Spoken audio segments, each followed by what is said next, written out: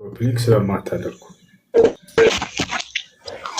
አድሚኖች እናንተ ብቻ ታባረጋቸውን አታቋርጡ። እሺ ከዚህ በኋላ እስክናገር ታቡን እያያቸው ራሳችሁ ታማድርጉ።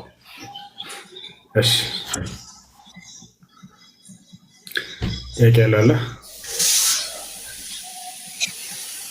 ሰላም አለይኩም። ወአለይኩም ሰላም።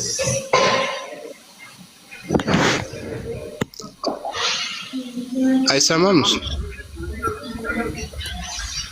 ሰማት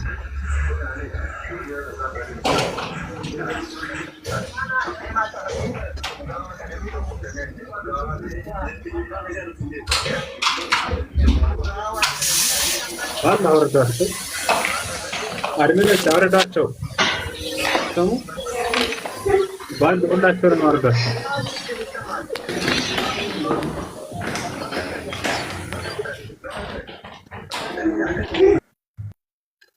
የላችሁ ጥያቄ ከሌላችሁ ገስት አትላኩ። ይሰማል አማርኛ? ገስት አትላኩ ጥያቄ ከሌላችሁ። ጭራሽ ትልካላችሁ፣ የሚረብሽ ቦታ ትሆናላችሁ፣ ሰውን ወደ ድብርት ውስጥ ትከታላችሁ። ለሽ ገስት አትላኩ። خلاص ቁጭ ብላ አዳምጥ። ገስት እንትኑን አትጫ ነው። ጥያቄ ያለው ሰው ብቻ ይላክ። እሺ ከዚህ በኋላ ያለምንም ጥያቄ ዝም ብሎ ገስት ገብቶ የሚረብሽ ካለ አድሚኖች ምን ሳይሆን ቶሎ ብሎክ አድርጉት። ሁለተኛ ጊዜ እንዳይገባ ብሎክ አድርጓቸው። ሃይ ሩት ነገር መጥፎ ነው ይደርሳል።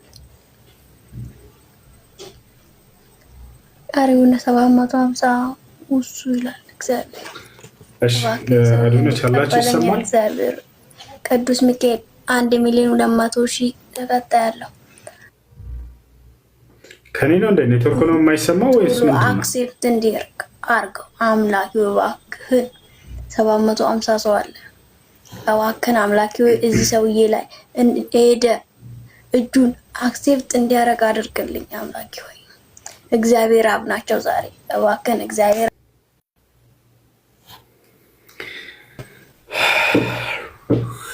እኔ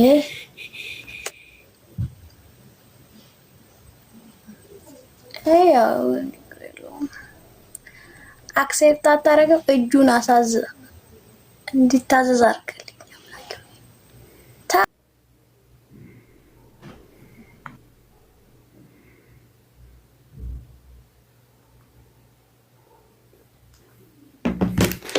ልጆች ይሰማል አይሰማም ድምጼ? ጤና ይስጥልኝ ሁሱ፣ እንዴት ነህ? ይሰማል? አዎ ይሰማል። ድምጽ ይሰማል ወይስ ኔትወርክ ነው? ከኔ ነው። ሰላም አለይኩም ነበር መሰለኝ።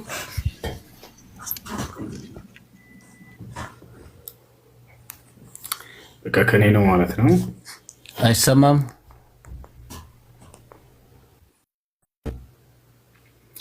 እየተቆራረጠ ነው። ሰላም አለይኩም። ወአለይኩም ሰላም ወራህመቱላህ። ጥያቄ ነበረኝ። ጥያቄ ምንድን ነው?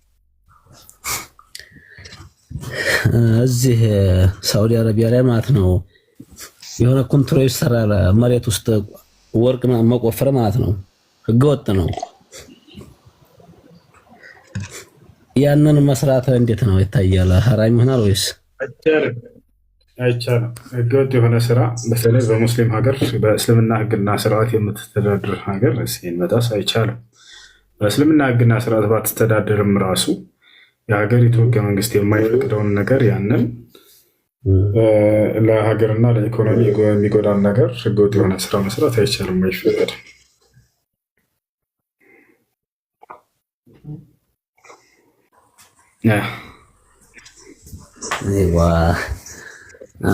ለሰራተኞቹ ችግር የለውም። ያው መቼም ለሚሰሩት ክልክል ነው። ጎላን የሚባል አክባር ሰምቼ እስኪ ላጣራኩ ብዬ ነበር። ውሸት ነው። በኃጢአት መተባባሪ ናቸውና ሰራተኞቹም አይቻልም። አላህ ስብሐነሁ ወተዓላ በቁርአን ላይ ወተዓወኑ ዐለል ቢሪ ወተቅዋ ወላ ተዓወኑ ዐለል ኢስሚ ወልዑድዋን ብሏል። በመልካም ስራ ላይና አላህን በመፍራት ላይ ተባበሩ፣ በኃጢአት ላይና አላህን በማመፅ ላይ ተባበሩ ይላል። ስለዚህ ኃጢአትን የሚሰሩ ሰዎች ብቻ ሳይሆኑ የኃጢአት ተባባሪዎችም ኃጢአተኞች ናቸው።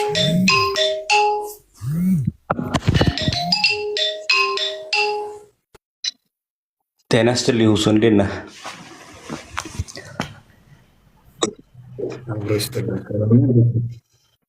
በመጀመሪያ እንኳን አደረሰ።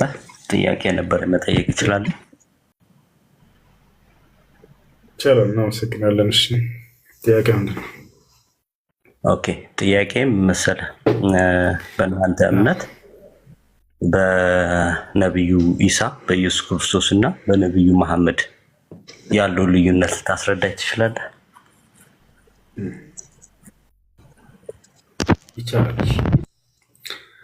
በነቢዩ ዒሳ እና በነቢዩ መሐመድ ሰለላሁ ዐለይሂ ወሰለም መካከል ያለው ልዩነት ምንድን ነው?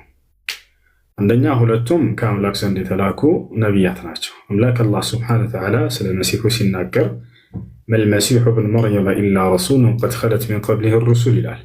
የማርያም ልጅ ክርስቶስ ከእርሱ በፊት እንዳለፉት መልእክተኞች አንድ መልእክተኛ ነው ይላል። ስለ ነቢዩ ሙሐመድ ሰለላሁ ዐለይሂ ወሰለም ሲናገር በሱራ አሊ ዕምራን ላይ ወማ ሙሐመዱን ኢላ ረሱሉን ቀድ ኸለት ሚን ቀብሊሂ ሩሱል ይላል። ሙሐመድ ማለት ከእርሱ በፊት እንዳለፉ ነቢያቶች አንድ ነቢይ ነው እያለ ቃል በቃል ለመሲሁ የተናገረው ለነቢ ሰለላሁ ዐለይሂ ወሰለም ይናገራል። ሁለቱንም አምላክ አላህ ሱብሓነሁ ወተዓላ የነቢይነታቸው ማረጋገጫ የሆኑ ዘንድ ተአምራቶችን ሰጥቷቸዋል። ለዒሳም ተአምር ተሰጥቷል። ለነቢዩ ሰለላሁ ዐለይሂ ወሰለም ተአምር ተሰጥቷል። ለምሳሌ ዒሳ ዐለይሂ ሰላም ከተሰጠው ተአምራት መካከል ሙታንን ማስነሳት፣ ዓይንን ማብራት፣ ለምጽ ያለባቸውን መፈወስ እና የመሳሰሉትን። ልክ እንዲሁ ነቢዩ ሰለላሁ ዐለይሂ ወሰለም ዓይንን ማብራትን ተሰጥተዋል። ልክ እንዲሁ ሙታንን ማስነሳትን ተሰጥተዋል። ልክ እንዲሁ ጨረቃን ለሁለት ከፍለው አሳይተዋቸዋል ለህዝቦቻቸው። ልክ እንዲሁ በጣቶቻቸው መካከል ውሃ እንዲፈልቅና ትውልድ በዘመናቸው ያሉ ሰሓቦች ውዱ እንዲያደርጉ እንዲጠጡ በተጠሙና ውዱ የሚያደርጉበት ባጡ ጊዜ ስላደርሱባቸው የዓይን ያዩ ምስክሮቻቸው በእጆቻቸው መካከል ውሃ ሲያወጡ ተመለከትን፣ በዚያም ውዱ አደረግን ብለው መስክረዋል። ልክ እንዲሁ ለጥቂት ሰው የምትበቃን ምግብ ነቢ ሰለላሁ ዐለይሂ ወሰለም ለብዙ ሺህ ህዝብ እንዲበረክት ወይንም እንዲባረክ የማድረግን ተአምር ተሰጥተዋል እና ሌሎችም ተአምራቶች ያ ነው። ሁለቱም አስተምሯቸው አንድ አይነት አስተምሮ ነው። አንዱን አምላክ በብቸኝነት እናምልክ የሚል ነው። ዒሳ ለምሳሌ ምን አለ? ወኢነላሃ ረቢ ወረቡኩም ፈዕቡዱሁ አለ። የእኔም ጌታ የእናንተም ጌታ እርሱ አላህ ነውና እርሱን በብቸኝነት ተገዙት አለ። ነቢዩ ሰለላሁ ዐለይሂ ወሰለም ልክ እንዲሁ ያ ቀውም ያዕቡዱላህ ቱፍሊሑ ይሉ ነበር። ያ ቀውም ቁሉ ላኢላሃ ኢለላህ ቱፍሊሑ። ነቢ ሰለላሁ ዐለይሂ ወሰለም ህዝቦች ሆይ ከአንዱ አምላክ ከአላህ በስተቀር በእውነት የሚመለክ አምላክ ሌላ አምላክ የለም ብላችሁ እመኑ ትድናላችሁ ይሉ ነበር። ይህ ነው አሁን ወደ ይሄ አንድ የሚያደርጋቸው መሰረታዊ ነገራቶች ሲሆኑ የሚለዩቸውን ነገራቶች ደግሞ አሁን እንናገር፣ የጠየቀውን ማለት ነው። ነቢዩ ሰለላሁ ዐለይሂ ወሰለም እና ዒሳ ዐለይሂ ሰላም ዒሳ በርካታ መለያዎች አሉት። ገብቷችኋል? ዒሳ በርካታ መለያዎች አሉት። የእርሱ አፈጣጠር ሙዕጂዛ ነው፣ ተአምር ነው። ይህን ሁላችንም የምናውነው ነገር ነው። አምላክ አላህ ድንቅ ስራውን ያሳየበት የሆነ ነቢይ ነው ዒሳ አፈጣጠሩ በራሱ ገብቷችኋል? እንዲህ አላህ በቁርአን ላይ ቃል በቃል ተአምር ነው ብሎ ዒሳን ይገልጸዋል። በቁርአን ላይ ምን አለ?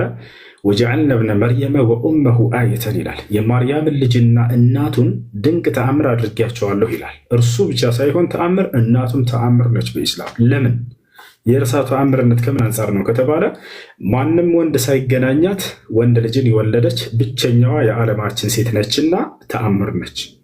እርሱም ልክ እንዲሁ ያለማንም አባት ከእናት ብቻ የተፈጠረ ነውና እርሱም ተአምር ነው። ተአምር ብሎ ማለት ትርጉሙ ምን ማለት ነው? ተአምር ማለት ከሰዎች ሕግና ልማድ ወጣ ያለ ስርዓት ማለት ነው። በሰዎች ሕግና ልማድ የሚታወቀው ምንድን ነው? ወንድና ሴት ተገናኝተው ልጅን መውለድ ነበር። የመሲሁና የእናቱ ግን ከዚህ ወጣ ያለ በመሆኑ ተአምር ተሰኘ ማለት ነው። ይህን ካየን እንግዲህ የሚበላለጡበትስ ነገራቶች አሉ ወይ ወደ ብለን እንምጣ። እንግዲህ አንድ ማነው ነቢያቶች በመካከላቸው መበላለጣቸውን መጀመሪያ እንናገር። መላእክቶችም ይበላለጣሉ፣ ተራውም ሰው ይበላለጣል፣ ነቢያትም ይበላለጣል። አምላክ አላህ ሱብሓነሁ ወተዓላ ይህን በቁርአን ላይ ሲናገር ወለቀድ ፈደልና ባዕድ ነቢይን ዐላ ባዕድ ይላል። በእርግጥም ከፊል ነቢያቶች ከከፊሎቹ ይበልጣሉ አለ።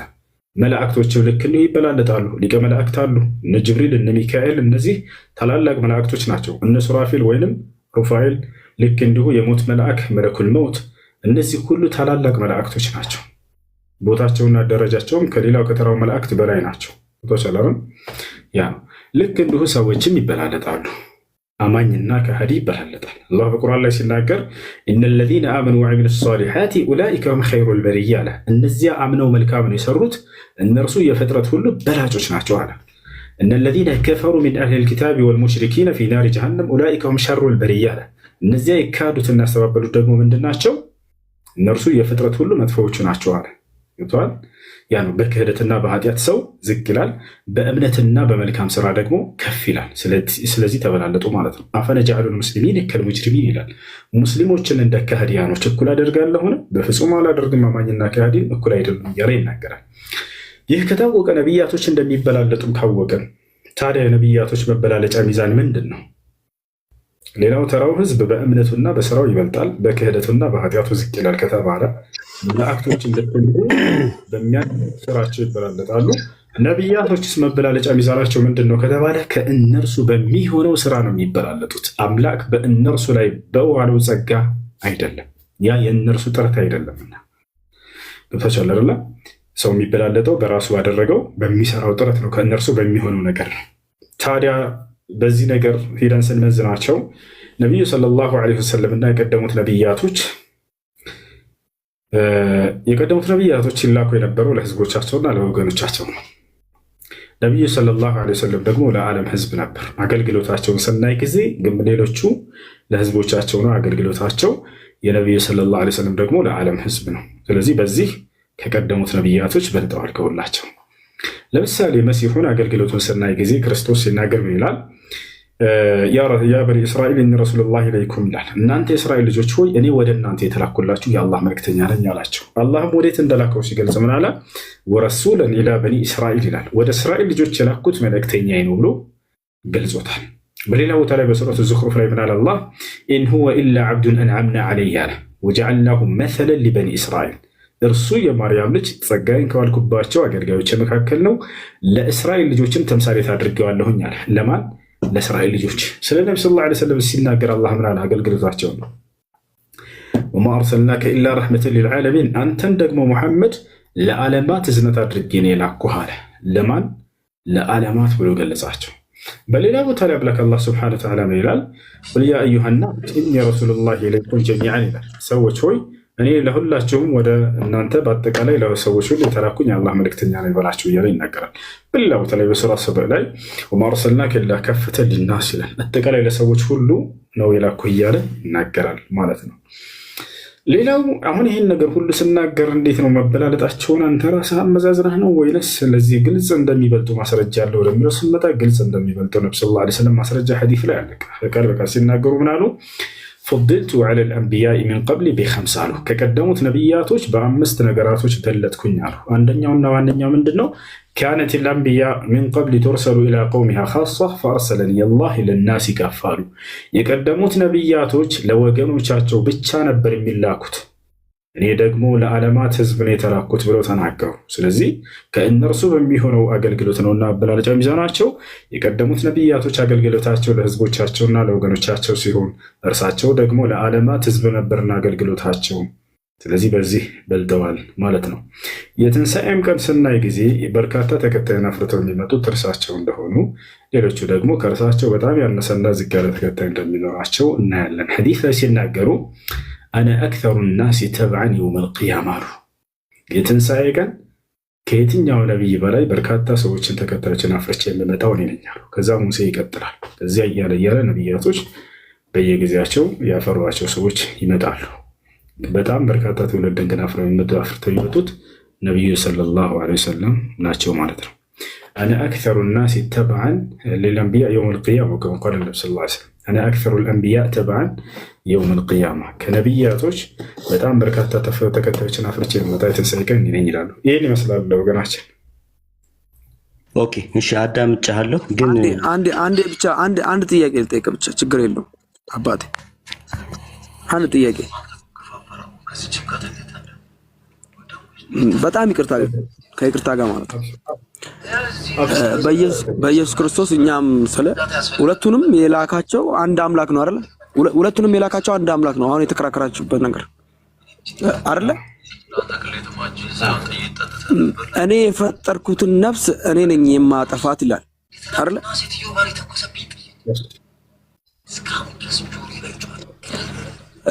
ሙስሊሞች ለምንድን ነው የአንድ የፈለከውን በድንጋይ በፈለገውም ይመን እኔ የፈጠርኳትን ነፍስ እኔ ነኝ ማጠፋት ይላል። ሁለቱን አሁን የምንከራከርበት እኛ በእርግጥ የራሳችን የሆነ ነገር አሁን እንዳልከው አንተ ትምህርት ደስ ይላል በጣም ማለት ነው። ለምን እንዳልኩ መሰለ ትምህርት በጣም ደስ ይላል፣ ግን እኔ የፈጠርኳትን ነፍስ እኔ ነኝ ማጠፋት ይላል። ለምንድን ነው ሙስሊሞች እናጠፋቸዋለን የሚሉት?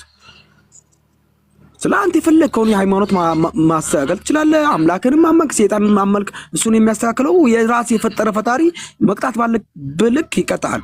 አንተ ለምንድን ነው አንድ ፍጡርን እኔ አጠፋለሁ የሚለው? ይሄ ብቻ ነው ጥያቄ። አልገባኝ ያለው ነገር ቢኖር ለምንድን ነው መሰለ አብረ ከምታሳልፈው በቤተሰቦች ወይም ደግሞ ቦታዎች አሉ አይደል? እንደ አንድ ጥላቻ አይደለም። ወንድም ከጎረቤት አድሮ ያደከው ሙስሊሞች አሉ፣ ኦርቶዶክሶች አሉ፣ ጴንጤዎች አሉ፣ ፕሮቴስታንቶች አሉ። አብረህ ታሳልፋለህ።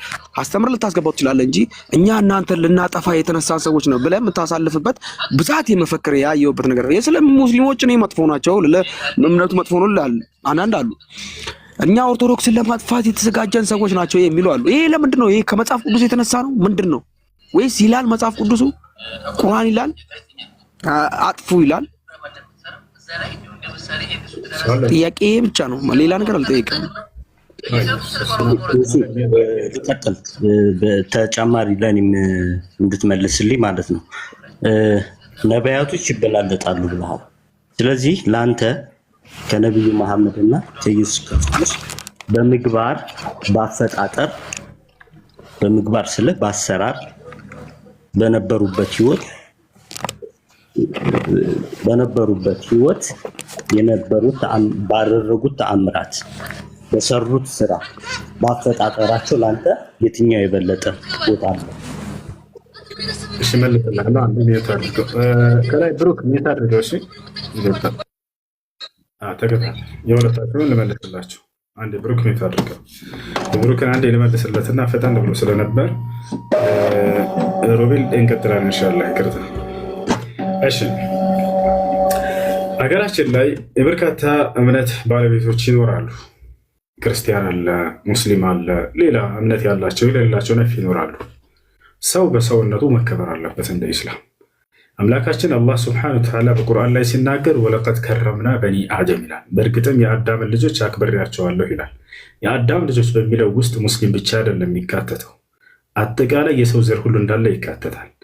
አላህ ስብሐነሁ ወተዓላ በሱረቱል ማኢዳ ላይ ሲናገር ሰው በሰውነቱ መከበር እንዳለበት من أجل ذلك كتبنا على بني إسرائيل أنه من قتل نفسا بغير نفس أو فساد في الأرض فكأنما قتل الناس جميعا ومن أحياها فكأنما أحيا الناس جميعا ይላል።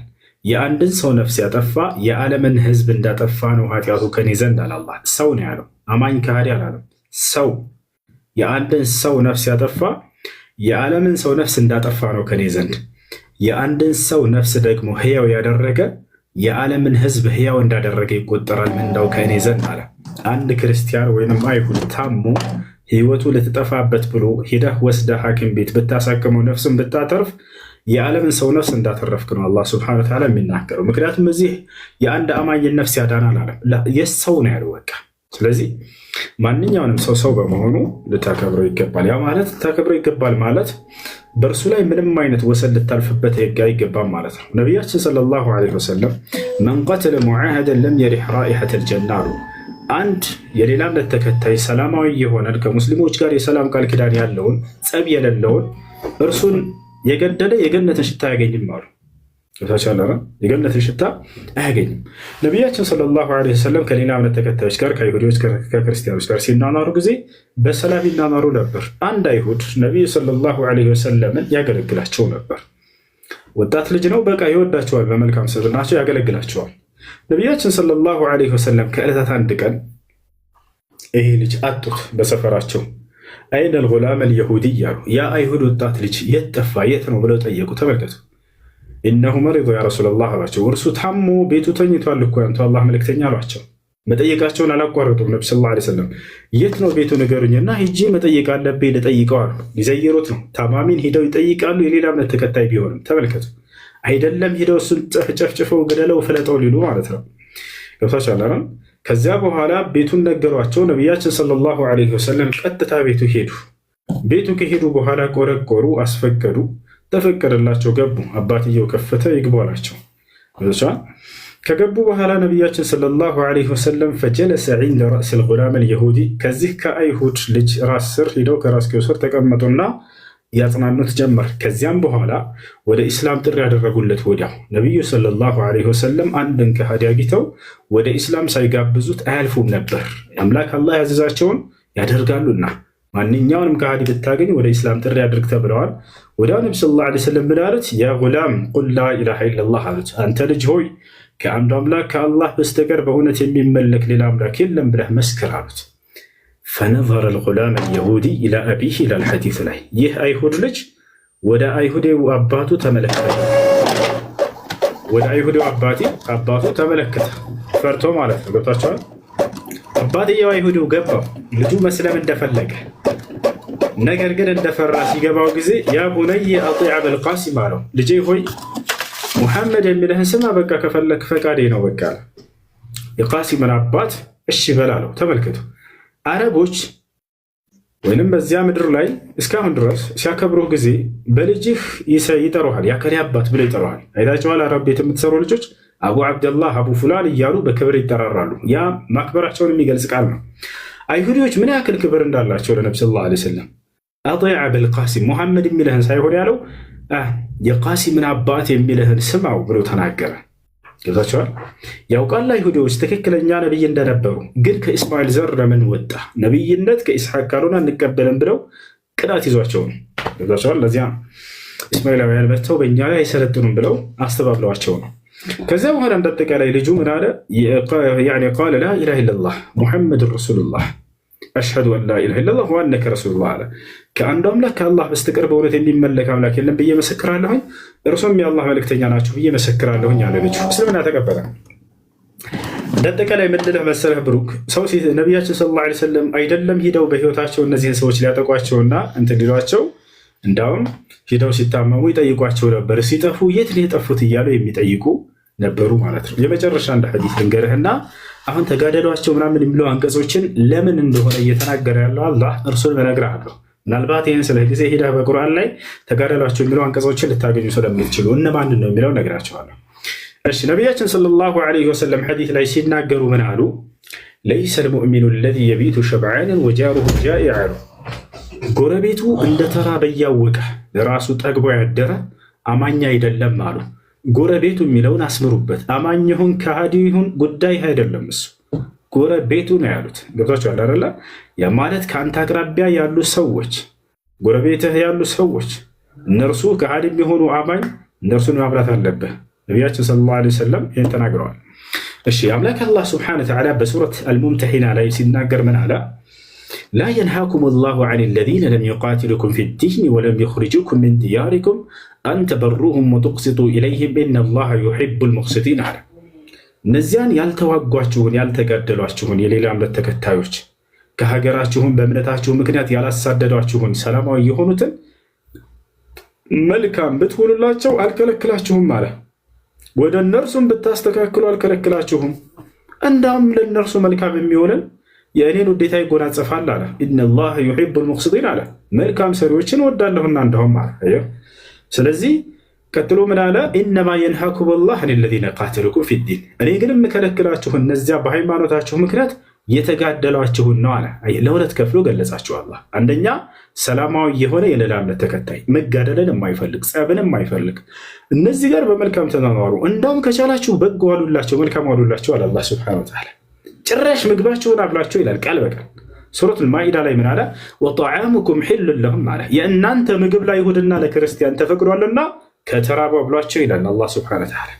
ምንዳ ታገኛላችሁ በዚያም እያለ ነው። የእኔን ውዴታ ትጎናጽፋላችሁ እያለ ነው። አንድ ክርስቲያን ሀገራችሁ ላይ ተርቦ ብታገኙ ቢጠይቃችሁ ለእርሱ ብታበሩ ችግር የለም።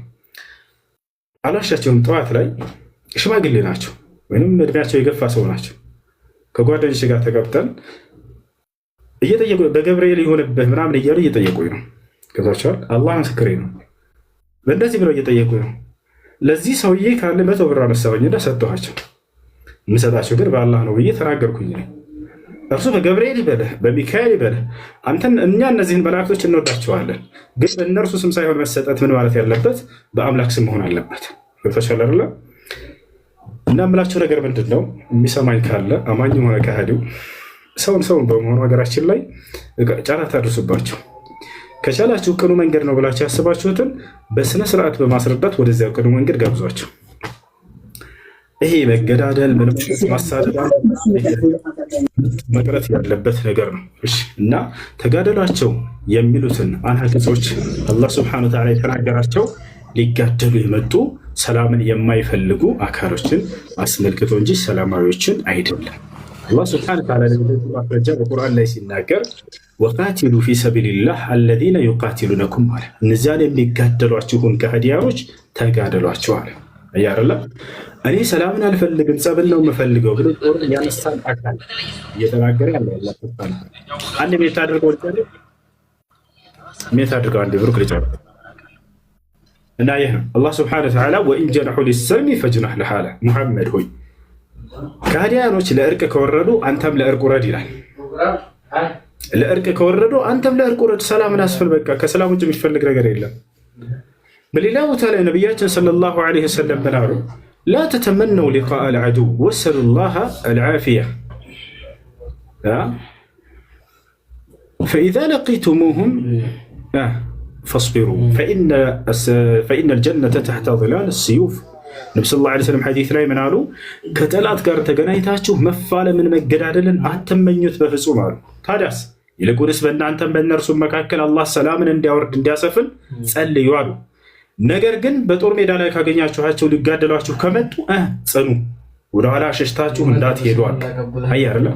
ስለዚህ ኢስላም ከመሰረቱ ከአስሉ ጸብን የሚፈልግ አይደለም፣ መጋደልን የሚፈልግ አይደለም። ግን እኔ ሰላምን አልፈልግም መጋደል እንጂ አልፈልግም ማሻፈረኝ ብሎ የወበራን አካል ስርዓት የሚያስይዝበት ጂሃድ የሚባል ህግና ስርዓት አለ። ጂሃድ ማለት ሊያጠቃህ የሚመጣን አካል ከራስህ በመከላከል የምታጠቃበት የሆነ ህግና ስርዓት ነው እንጂ ሰላማዊ ሰዎችን ሄዳ የምትጨፈጭፍበትና የምትገድልበት አይደለም ማለት ነው። ይህን ይመስላል። ብሩክ ተረድተኛል? አንዴ ሚተናንሰና አረጋግጠልኝ። ያልገባ ካለ እንጨምርለት ትንሽ። አባቴ እኔ ተረድቻለሁ። ቀጣይ እንገናኛለን። ሌላም ዛሬ አልጠይቅም፣ ነገም ሌላ ጥያቄ እጠይቃለሁ። ለፈለኩ ልክ እንዳንተ አይነት አስተማሪ ነው የምፈልገው። ለምን እንዳልኩ ታውቃለህ? አሁን አንተ የተናገርካቸው ንግግሮች ሁሉንም አይነቶች ሁሉንም እምነቶች አንድ የሚያደርግ ነው። ገብቶሃል አይደል? ለለ የፈለኩት የራስህን ሃይማኖት ኑር፣ የሰውን ሃይማኖት አትንካ ነው። ገብቶሃል አይደል? ለለ የፈለኩት ሃይማኖትን ኑር። ራስህ ደግሞ መጽሐፍ ላይ የተጻፈልህ ነገር የራስህ ነገር አለ። ነው አይ እሺ እንትና አለ ነው አይ እሺ ነው ሰግናል ሮቤል አለ ካጠፋው በጣም ይቅርታ አራብ ስርህ ባለጠፋሽ አይ አይ ብሮ ቻው ሮቤል አለ አለው እሱ ጠይቄህ ነበር መልስልኝ። አዎ እንግዲህ ለአንተ ከነብዩ ሰለላሁ ዐለይሂ ወሰለም እና ለኢሳ ብለህ ጠየቀው ነገር ነበር አይደለ? ከወላደዳቸው አንፃር ምናምን አይደለ?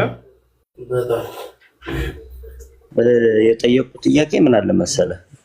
በአንተ አስተሳሰብ ወይ በቁርአን በሁሉም አስተሳሰብ ከነብዩ ኢሳና ከነብዩ መሐመድ ባወላለዳቸው በስነ ምግባራቸው እንዴት ትመዝነዋለህ? ለአንተ የትኛው ይበል? ምክንያቱም ብለኸኛል መሰለህ ነብያቶች ይበላለጣሉ ብለኸኛል። ስለዚህ የትኛው ይበልጣል ብለህ ታስባለህ? እሺ ቅድም እንዳልኩት የመበላለጫ ሚዛን ምንድነው የሚለውን ቀድመን ስናይ ጊዜ አምላክ በእነርሱ ላይ በዋለው ጸጋ፣ አምላክ በእነርሱ ላይ በዋለው ውዴታ ሳይሆን ከእነርሱ በሆነ ስራ ነው የሚበላለጡት። ገብቶሃል አይደል? ከእነርሱ በሆነ ስራ ነው የሚበላለጡት። ለምሳሌ አባትና እናት ከሆኑ ልጆቻቸው ሁለት ልጆች አላቸው ነበር። ይበልጥ አንዱን ስለወደደና የሆነ የተለያዩ መለያዎችን ስላደረገለት ለዚህኛው ከዚያኛው በልጧል ማለት አይደለም። ነገር ግን የሚበላለጡት እነዚህ ልጆች ከእነርሱ በሆነ ስራ ነው። እነዚህ ልጆች በሚሰሩት ስራ የዛኔ መበላለጫ ሚዛናቸው እርሱ ነው። አባትና እናት በእነርሱ ላይ በዋሉት ሁኔታ አይደለም። ከታሪክ ልክ እንዲሁ ቅያስ ላድርግላ እንድትረዳ ብዬ ነው።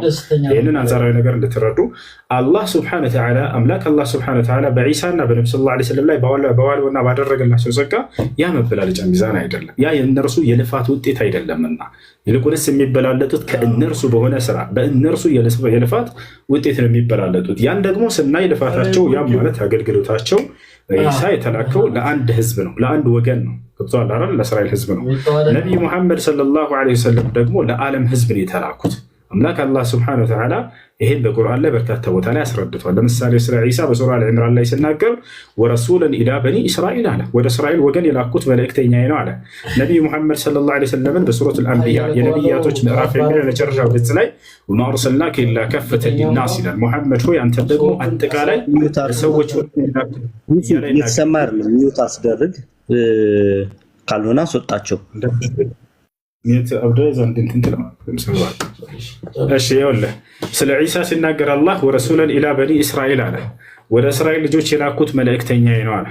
ነቢዩ ሰለላሁ ዐለይሂ ወሰለምን ወማ አርሰልናከ ኢላ ረሕመተን ሊልዓለሚን አንተን ደግሞ ለዓለማት እዝነት አድርጌ ነው የላኩህ አለ። ለአንድ ወገን ነበር አገልግሎቱ ዒሳ። ነቢ ሰለላሁ ዐለይሂ ወሰለም ደግሞ አገልግሎታቸው ለዓለም ህዝብ ነበርና በዚህ ነቢ ሰለላሁ ዐለይሂ ወሰለም ከትውልድ ከነቢያት ሁሉ በልጠው ተገኝተዋል ማለት ነው። ይህንንም ቃል በቃል ሲናገሩ ሐዲስ ላይ ምን አሉ? ፉድልቱ ዐለል አንቢያኢ ሚን ቀብል ቢኸምስ ካነት ልአንቢያ የቀደሙ ነቢያቶች ሲላኩ የነበረው ለወገኖቻቸው ብቻ ነበር፣ እኔ ደግሞ ለዓለም ህዝብ ትልክ ያለሁኝና በዚህ በልጭ ያለሁኝ አሉ። ያ እንዲሁም ነቢያችን ሰለላሁ ዐለይሂ ወሰለም ካለፉት ነቢያቶች ሁሉ ይህን ትውልድ ይህን ዓለም ከማንም በላይ ጠቅመው በመገኘታቸው ከማንም በላይ ተከታዮችን አፍርተው በመጣቸው አንዴ ልጨርስ ሮቤል እና ገብቶኛል፣ አባባልህ ገብቶኛል። እኔ ነው አንድ እየመለስክልኝ ያለኸው። ስለዚህ መሀል ላይ ያልገባኝ ነገር ስላለ ነው። ለምሳሌ ነቢዩ ኢሳ ለእስራኤል ነው የተላከው ብለኛል። ነቢዩ መሐመድ ደግሞ ለዓለም ነው የተላከው ብለኛል። አረብኛ ቋንቋ የዓለም ቋንቋ ነው።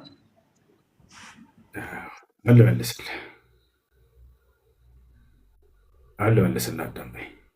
እሺ አንድ ነቢይ ሲላክ ጊዜ በአረበኛ ቋንቋ ነቢ ሰለላሁ ዐለይሂ ወሰለም አምላክ ያናገራቸው በአረበኛ ቋንቋ ነው ወይ? አዎ በአረበኛ ቋንቋ ነው። ለምን ከተባለ ለዓለም ስላልተላኩ ሳይሆን እርሳቸው የሚናገሩበት ቋንቋ ስለነበር። አንድ ነቢይ አምላክ ሲያስነሳ ያ ነቢይ በሚናገርበት ቋንቋ እንጂ የሚያናገረው በሌሎች ቋንቋ አይደለም። አምላክ አላህ ስብሐነሁ ወተዓላ ወማ አርሰልና ሚን ቀብሊከ ሚን ረሱሊን ኢላ ቢሊሳኒ ቀውሚሂ ይላል። ሙሐመድ ሆይ ከአንተ በፊት መልእክተኛን አላኩም ህዝቦቹ በሚናገሩበት ቋንቋ የማናገረው ቢሆን እንጂ አለ። ስለዚህ ያን ነቢይ ሲያናገረው ጊዜ እርሱ በሚረዳበት ቋንቋ ነው። ገብቶሃል አይደለ?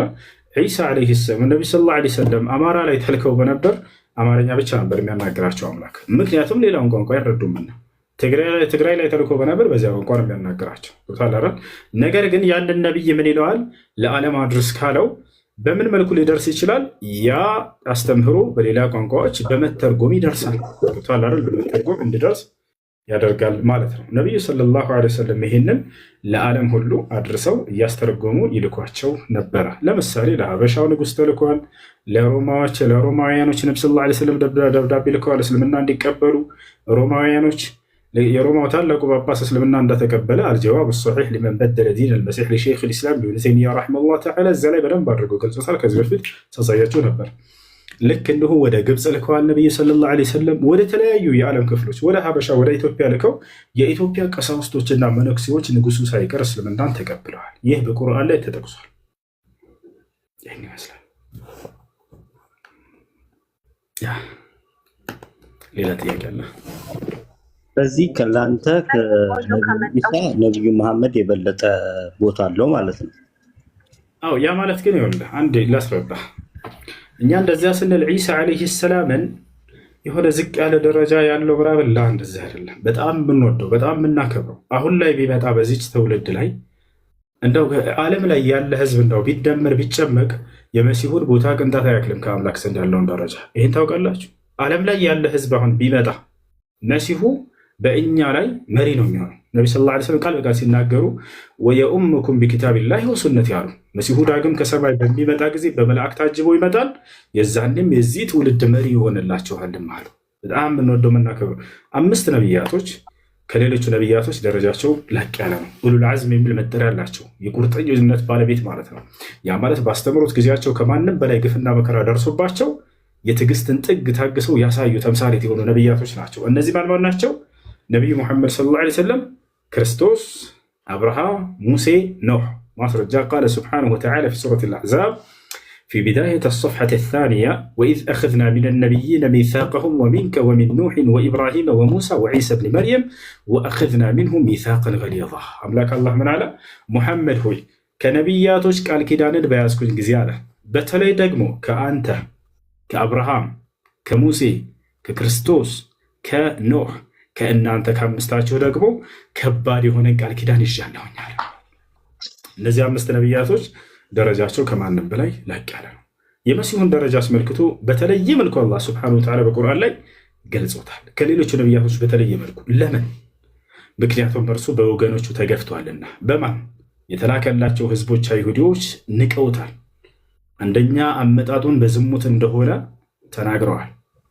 ሁለተኛ ሐሰተኛ ክርስቶስ እንደሆነ ተናግረዋል። እውነተኛው ክርስቶስ አይደለም ብለው ነው ወገኖቹ አይሁዲዎች ሲያምኑ የነበሩ።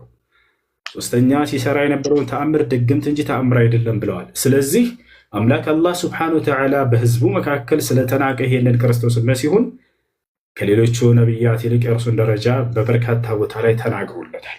ምክንያቱም ሌሎቹ አልተናቁም፣ አልተካዱም፣ ታምነዋል፣ ተቀብለዋል። ከአይሁድ ወገን ሆኖ አብርሃምን የሚክድ የለም። ከአይሁድ ወገን ሆኖ ሙሴን የሚክድ የለም። ከአይሁድ ወገን ሆኖ አሮንን የሚክድ የለም። ሁላቸውን የሚቀበላሉ። ነገር ግን ወደ መሲሁ ጋር ስትመጡ በጣም ንቀውታል፣ ዝቅ አድርገውታል፣ አርክሰውታል። አይተህ ከሆነ መጽሐፍ ቅዱስ ላይ እኛ አሳባታለን በዝሙት አልመጣንም እያሉ ያሽሟጠጡበት ነበር መሲሁን። አንተ በዝሙት ነው የመጣህ እያሉት ነው።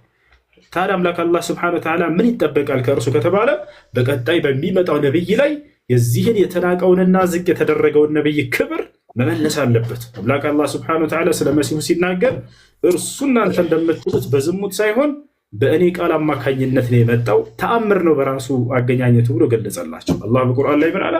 ወሊነጅዐለሁ አየተን፣ ክርስቶስንም ተአምር አድርጌዋለሁ ብሎ ገለጸላቸው። እርሺ ሲያደርግ የነበረው ተአምራቶችስ ሙታን ማስነሳት ምናምን የሐሰተኝነት ላ የእውነተኛ መልእክተኛነቱ መገለጫዎች ናቸው ብሎ አላህ ሱብሓነሁ ወተዓላ ገለጸለት። ወረሱለን ኢላ በኒ እስራኤል አለ ሲጀምር፣ ወደ እስራኤል ልጆች የላኩት መልእክተኛ ነው፣ እውነተኛ መልእክተኛ ነው አለ።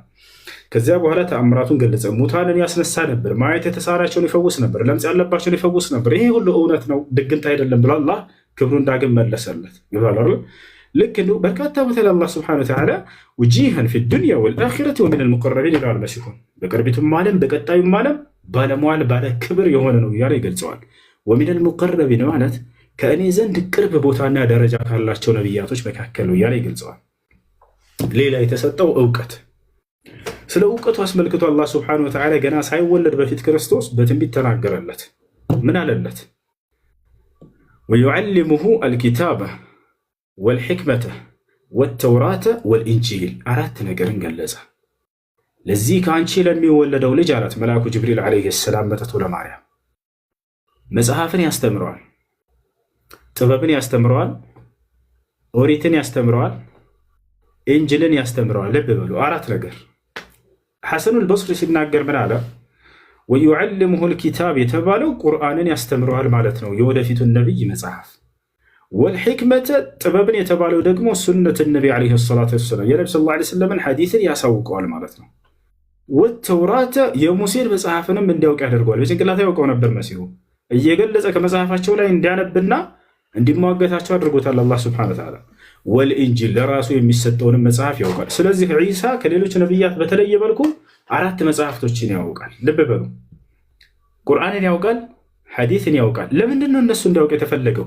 ምክንያቱም ዳግም ይመጣልና መሪ ሆኖ በዚህ ትውልድ ላይ የዚያን በሚመራ ጊዜ የዚያን ህግና ስርዓት ቁርአንና ሐዲስን ማወቅ አለበት። ምክንያቱም የሚመጣው በነብዩ ሰለላሁ ዐለይሂ ወሰለም ግዛት ጊዜ ነው። እስከ ዘመኑ ፍጻሜ ድረስ ያለው ግዛት የራሳቸው ነው። የነብይነት ማዕረጋቸው እስከ ዘመኑ ፍጻሜ ነው። የዛኔ በሚመጣ ጊዜ ቁርአንና ሐዲስን በቃ ሸምድዶት ነው የሚመጣው። እንዴት መፍረድ እንዳለበት በህዝቦቹ መካከል የዛኔ ገልጦ ምናምን አይቶ አይደለም። ቁርአንና ሐዲስን በጭንቅላቱ አላህ ሱብሓነሁ ወተዓላ አሳውቆት ነው የሚያወርደው። ስለዚህ እነሱን ያውቃል።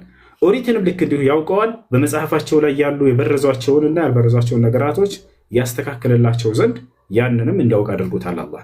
እንዲሁም ኢንጂልን ያውቀዋል። አላህ በእነዚህ ሁሉ ደረጃዎች ዒሳ ዓለይሂ ሰላምን ለይቶታል። እና እንደው ደረጃው ከነቢ ሰለላሁ ዓለይሂ ወሰለም ዝቅ ያለ ነው ስንል ጊዜ ምንም ደረጃ የሌለውና የተናቀረው ያን አይደለም። በጣም ከፍ ያለና ትልቅ ደረጃ አለው ዒሳ ዓለይሂ ሰላም። አይ ብዙዬ ነቢዩ ኢሳ እንዴት ነው ስለ ቁርአን ሊያውቅ የሚችለው? ማለት ነቢዩ ከሞተ ካረገ በኋላ ከስንት ሺህ ከ300 ሺህ ዓመት በኋላ አይደል ቁርአን የመጣው? እንዴት ስለ ቁርአን ሊያውቅ ይችላል? አንደኛ ጥያቄ ማለት ነው። እሺ ቀጥል። እንዲያውቅ ያደርገዋል ነው የሚለው። በደንብ አስተውለህና አዳምጠህ ከሆነ ወዩዓሊሙሁ ልኪታበ ወልሕክመተ ወተውራት ወልኢንጂል፣ ቁርአንን እንዲያውቅ ያደርገዋል አምላክ አላህ። ቁርአን አጀማመሩ ከነቢዩ ሰለላሁ ዐለይሂ ወሰለም። ቁርአን አጀማመሩ ከየት ነው? ከአምላካችን ከአላህ ዘንድ ነው። ቁርአን ዒልሙላሂ ሱብሓነሁ ወተዓላ የአላህ እውቀት ነው። የአላህ እውቀት ደግሞ ነቢ ሰለላሁ ዐለይሂ ወሰለም ነቢይ ተደርገው በተላኩበት ጊዜ አይደለም የሚጀምረው። ገብቶሃል አይደለ? ከባህሪው ነው። እርሱ ሳያውቅ የሆነ ጊዜ ላይ አውቆት የተናገረው አይደለም። ቁርአን ዒልሙሁ ሱብሓነሁ ወተዓላ አዘሊዩን ሚን ሲፋቲሂ አልአዘልያ፣ ያለ የነበር እውቀቱ ነው። የሆነ ጊዜ ላይ እውቀትን የሚያገኝና የሚያዳብር አይደለም አምላክ። ምክንያቱም አምላክ አላህ ሱብሓነሁ ወተዓላ ነገራቶችን ከመሆናቸው በፊት የሚያውቅ ነው። ወደፊት የሚሆኑትን የሚያውቅ ነው። ካለፈውም የሚሆነው የሚያውቅ ነው። ወደፊት አሁን እየሆነ ያለውን የሚያውቅ ነው። ሊሆኑ የማይችሉ ነገራቶች ቢሆኑ ኖሮ እንዴት እንደሚሆን የሚያውቅ ነው። ስለዚህ ቁርአን አጀማመሩ ከአምላካችን ከአላህ ሱብሓነሁ ወተዓላ ዘንድ ነው። ቀድሞ ያንን ወደፊት ዒሳን በሚያመጣው ጊዜ ቁርአንን እንደሚያሳውቀው እየገለጸ ነው። እርሱ ላይ ዳግም ይወርዳልና ዒሳ እንዳውቅ የተደረገበት ምክንያት እሱ ነው። ዳግም ይወርዳልና ከሰማይ የዛኔ በሚወርድ ጊዜ ነብዩ ሰለላሁ ዐለይሂ ወሰለም። ስለዚህ ኢሳ የአላህ አንድ አካል ነው ማለት እኮ ነው። ምክንያቱም ከሶስት የሚመጣውን ነገር ካወቀ አንዱ የአላህ አካል ነው ማለት ነው አይደለም። አምላክ ወደፊቱን ለነቢያቶች ያሳውቃቸዋል። ይሄ አዲስ ነገር አይደለም። ሮቤል አላህ በቁርአን ላይ ሲናገር ምን አለ መሰለህ? ዓሊሙል ገይብ ፈላ ዩዝሂሩ ዐላ ገይቢሂ አሐዳ ኢላ መን ኢርተዳ ሚን ረሱል አለ። እኔ የሩቅን አዋቂ ነኝ አለ አላህ ስለ ባህሪው ሲናገር። በሩቅ እውቀቴ ላይ ማንንም አንድንም አላሳውቅም ከመልእክተኞቼ የመረጥኳቸውን ሲቀር አለ። ስለዚህ ለነቢያቶቹ የወደፊቱን ያሳውቃቸዋል አምላክ አላህ ሱብሓነሁ ወተዓላ። የዛኔ ይህ የነቢይነት መገለጫቸው ይሆናል ማለት ነው። የወደፊት የሚሆነውን በትንቢት ይናገራሉ። ያ ማለት የወደፊቱን ስላወቁ አምላክ ናቸው ማለት አይደለም። የነቢይነት ማረጋገጫቸው ይሆን ዘንድ የሚሰጣቸው ምልክት ነው። ይህን ምናልባት ክርስቲያን ከሆነ መጽሐፍ ቅዱስ ላይ ኦሪት ዘዳግም ምዕራፍ 18 ቁጥር 18 ላይ ነቢይ ሆኖ ትንቢትን ቢናገር የተናገረውን ባለው መሰረት ባይፈጸም እርሱ ሐሰተኛ ነው ግደል ይላል። ነገር ግን ያ ነቢይ እውነት የሆነን ትንቢት እንደሚናገር እየገለጸልን ነው። ትንቢትን መናገራቸው ወደፊትን እንዲናገሩ መደረጋቸው ያ የአምላክነት መገለጫ ሳይሆን አምላክ የሰጣቸው የነቢይነታቸው ማረጋገጫ ምልክት ነው። ዒሳ ከነዚያ መካከል ነው። ነቢዩ ሰለላሁ ዐለይሂ ወሰለም የሩቅን ይነግሯቸው ነበር። ለምሳሌ ልንገርህ፣ ከአይሁዲዎች ጋር በሚቀጥለው ቀን ጅሃድ ሊደረግ ነው። አይሁዲዎች ነብዩ ሰለላሁ ዐለይሂ ወሰለምን በቃ ካልተዋጋን ብለው ተፈታተኗቸው። ኧረ ተው ይቅርብን፣ ሰላም ይሻላል አሏቸው። አይ ቁረይሾችን አንተ ታግለህ አሸንፈሃልና እኛ እንደዚያ መስለንህ ከሆነ ተሳስተሃል፣ እኛን እናሉ በቃ ይሻላል። አዎ ይሻላል። እሺ እንግዳውንስ አሉ። በሰላም እንኖር ብለው ቃል ኪዳን ተጻጽፈዋቸው ምን ብለው እምቢ ብለው በራሳቸው ጊዜ። ስለዚህ በነገው ቀን ጦርነት ይካሄዳል አሉ ነብዩ ሰለላሁ ዐለይሂ ወሰለም። ተመልከት፣ የነገውን ጦርነት እየነገሩ ነው ለሰሃቦች። ከዚያ የሚሆነውን የነገውን ውጤት ሊነግሯቸውም ነው። በነገው ጦርነት ይካሄዳል፣ እናንተም ድል ትነሳላችሁ ይሏቸዋል። እናንተም ድል ትነሳላችሁ። ትንቢት ነው አይደለ? የነገው ውጤቱን መናገራቸው።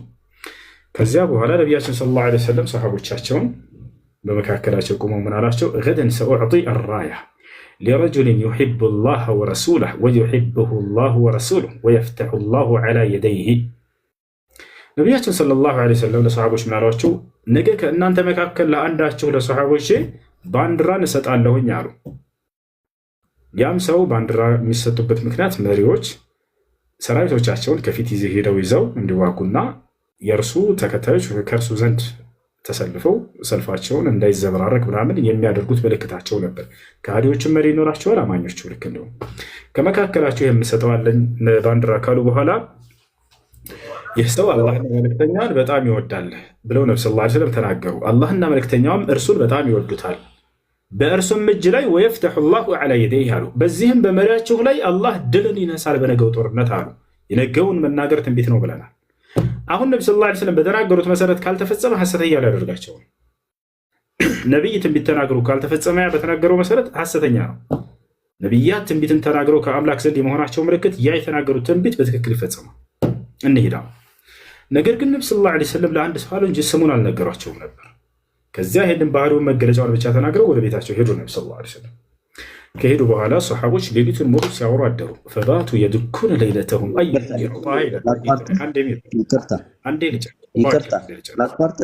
አይ አይደለም ስለ ጦርነት ስትነግረኝ አሁን ለምሳሌ ዱባይ እና ጅቡቲ ጦርነት ቢገጥሙ ማን ያሽ? እሺ ነብያችን ጨርስ ተረስ ትገባለህ። እስካሁን በሰነ ለተትና እያልኩኝ ስታቋረጥ ዝም ብዬ ዝም አልኩ። ነብያችን ሰለላሁ ዐለይሂ ወሰለም ከዚያ በኋላ ምን አሉ? ወየፍተሑ ላሁ ዐላ የደይህ አሉ። በዚያም ሰው እጅ ላይ ድልን ይነሳል ብለው ነቢ ሰለላሁ ዐለይሂ ወሰለም ተናገሩ። ከዚያ በኋላ ሰሓቦች ማን ነው የሚሰጠው እያሉ ሌሊቱን ሙሉ ሲያወሩ አደሩ። ነገር ግን አላወቁም ነበር። ልክ ጠዋት ማለዱና በማለዳ መጡ። ነቢ ሰለላሁ ዐለይሂ ወሰለም ለሰሓቦች ምን አሏቸው? አይና ዓሊይ ብን አቢ ጣሊብ፣ ዓሊይ ብን አቢ ጣሊብ የት ነው አላቸው። የት ነው ባሉ ጊዜ ታወቀ ማን እንደሆነ ማለት ነው። ነገር ግን ዓሊይ ብን አቢ ጣሊብ ማየት የተሳነው ሰው ነበር። ቤቱ ተቀምጦ ነበር ማየት ተስኖት። ገብታችኋል? እነሆ የሽተኪ ዓይነይህ ያ ረሱለላህ አሏቸው። እንደ እርሱ እኮ አይኑን ታሟል ማየት ተስኖታል አንቱ የአላህ መልእክተኛ አሏቸው።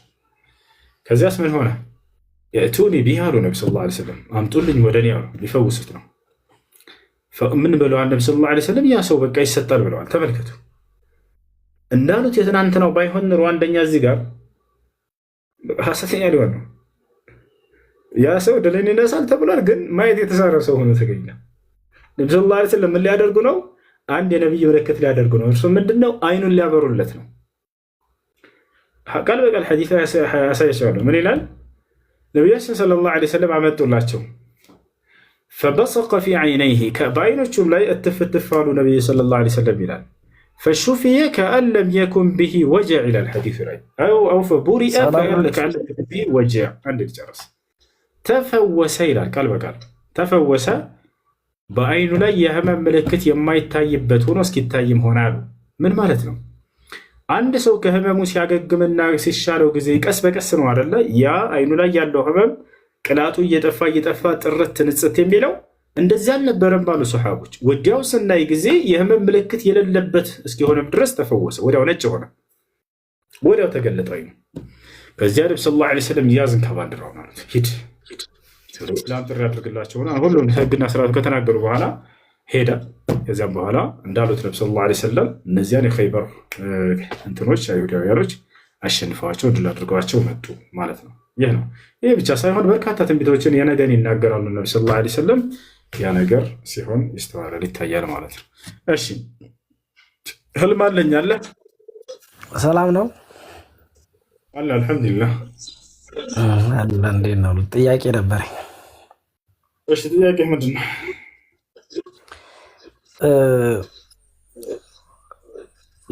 ለኢትዮጵያ የተላከው ነብይ ማን ነው? ምክንያቱም ሁሉም በየወገኑ ነብይ ተልኳል ይላልና ቁርአን ላይ ማን ሐዲስ ለኢትዮጵያ የተላከ ነብይ ካለ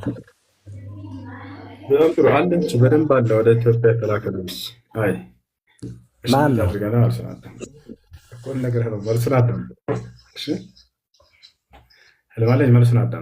ለኢትዮጵያ የተላከው ነቢይ አንደኛ ነቢዩ ሙሐመድ ሰለላሁ ዐለይሂ ወሰለም። ማስረጃ ቃለ ሱብሓነሁ ወተዓላ ወማ አርሰልናከ ኢላ ረሕመተን ሊልዓለሚን፣ ሙሐመድ ሆይ ለዓለማት ህዝብ ነው የላኩ ይላቸዋል። ከዓለማት መካከል አንደኛዋ ኢትዮጵያ ነች።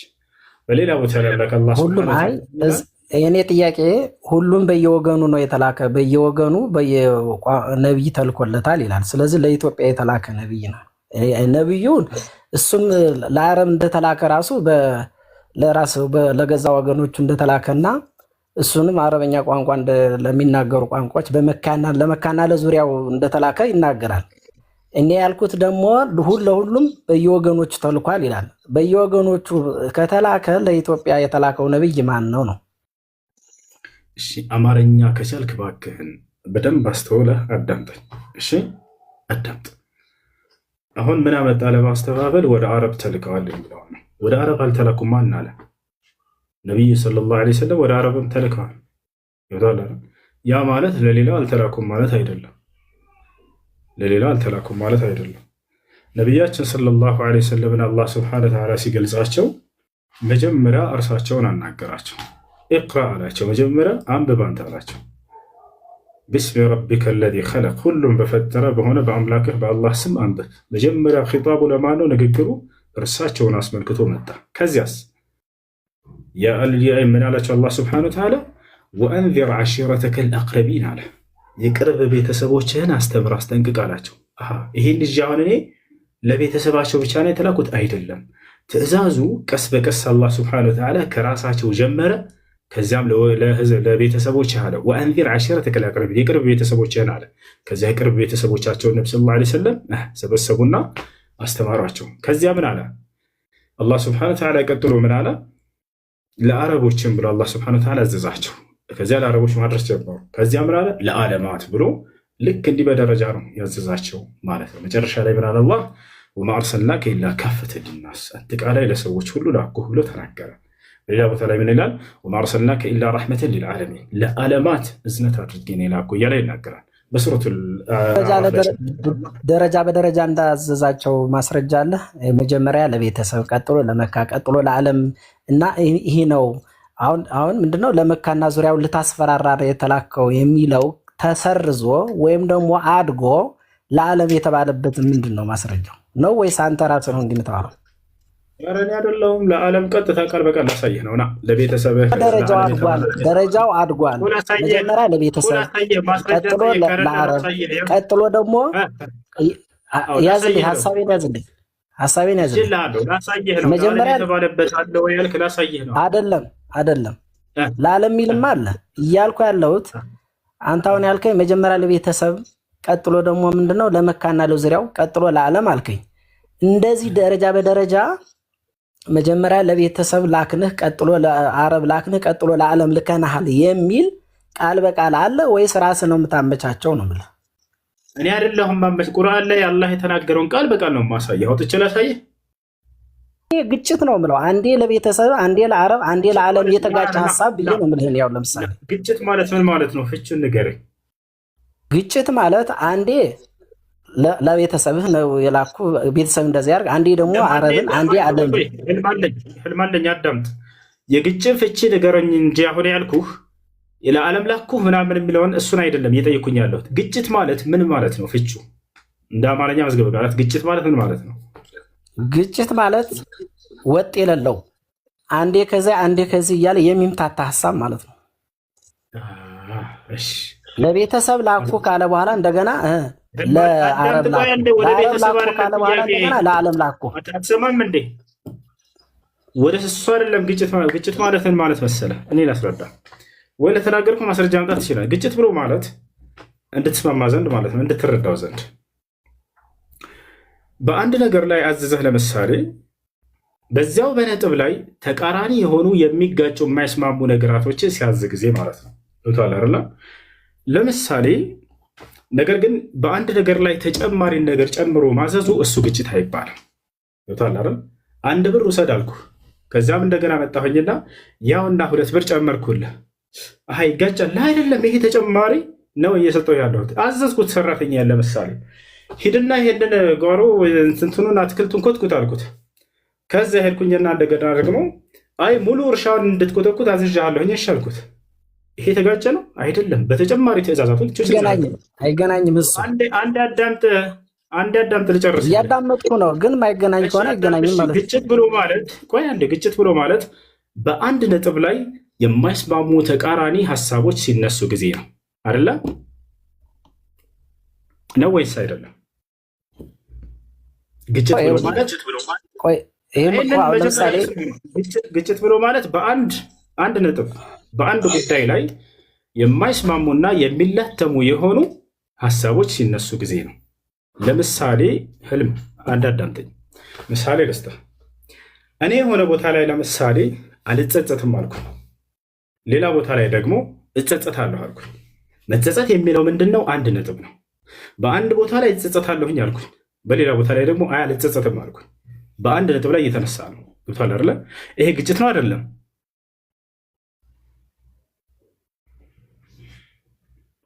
ግጭት ነው? ግጭት አይደለም። ግጭት ነው ብሎ በጣም ጥሩ። አሁን ግጭት ነው ብለና ላሳያችሁ። ይሄን ግጭት የት እንደሚሄድ ይሄንም ቆይ አይ ወደ ሌላ ትት ቆይ አዳምጥ። እዚህ ላይ ከዚህ ላይ ታታረግ ለምን ትረብሻለህ? ግጭት ነው ብለኸኛል አይደለ? አንድ ጊዜ ታድርግ። እዚህ ላይ ጨርስ። መጀመሪያ ያንተ ናሚያ ወዴት እንደሚያገብቱታል። ወላሂ እግዚአብሔር እንደተጋጨ ላሳየው ነው በራስ መጽሐፍ። ቆይና ግጭት ነው ብሎኛል አይደለ? ላሳየህ ነው። እሱ የራሱ አፈታ። አሁን አንተ ይኸውልህ እየሄድ ከዛ አሁን አንተ የራስን መመለስ አችልም። የራስን መመለስ አችልም። በራስ አለ ተይዛል። ወጥመድ ገብተሻል። አንዴ ወዴት ማተማ ከራስ ላይ መመለሳ እኮ ሄዳት። እኔ አሁን ለምሳሌ አንዴ የዚህ አይነት ግጭት ታመጣልኛለህ በቁርአንም በሐዲስ ላይ። አሁን እኔ እየጠየቅኩ ያለሁት ምንድን ነው? ይምታታል አልኩ። ሐሳቡ ይምታታል። ለምን ትረዳምጥ? መጀመሪያ የራስን መልስ ትመልስልኝ ነው። ምን ያደርግልህ? እኔ ስለ መጽሐፍ ቅዱስ ጠይቄያለሁ እንዴ? በደንብ አድርጌ ላወጣው ነው። አንዴ ቆይ፣ መጽሐፍ ቅዱስ እኮ አይደለም የጠየቅኩህ። አዳምጥ። ስለ መጽሐፍ ቅዱስ አይደለም። መጽሐፍ ወዴት እንደሄደ እግዚአብሔር እንደተጋጨ በአንድ ቦታ አስመሰከርኩት። አሁን ላሳይህ ነው። ስለ መጽሐፍ ቅዱስ አይደለም የጠየቅኩህ፣ ስለ ራስህ መልስ ነው። ና ያውና ኦሪት ዘፍጥረት መቼ ነው አንተ ራስህ ለምትመልሰው? ሁሌ በቃ ዝም ብለህ እንዳምታት እኔ ላሳያቸው ለእናንተ ተመልከቱ። እግዚአብሔር ጥያቄ አልመለስክልኝም እኮ በመሰረቱ። አዳምጥ። ለምን ትረብሻለህ? አዳምጥ። ለኢትዮጵያ የተላከው ነብይ ማን? አዳምጥ። በቃ ምንም ማድረግ አይቻልም። ወላሂ እንዳላነብበት ነው እንዳላወጣበት ነው። ተመልከቱ። ራሱ ምን ብሏል ቅድም? አንድ ቦታ ላይ እጸጸታለሁ ብዬ ሌላ ቦታ ላይ አልጸጸትም ካልኩኝ ግጭት ነው አይደለም ስለው በደንብ ግጭት ነው እንጂ አለ። እና ይህ ግጭት የት እንደሚገኝ በራስ ጅራፍ ልገርፍህ ነው። ኦሪት ዘፍጥረት ምዕራፍ 6 ቁጥር 6 ላይ እግዚአብሔር ሰውን በምድር ላይ በመፍጠሩ ተጸጸተ። እግዚአብሔር ሰውን በምድር ላይ በመፍጠሩ ተጸጸተ። ይጸጸታል እግዚአብሔር። ሌላ ቦታ ላይ ደግሞ አልጸጸትም ብሎ የተናገረበትን ላሳያቸው። አንድ ቦታ ላይ እጸጸታለሁ፣ ሌላ ቦታ ላይ አልጸጸትም። ተመልከቱ።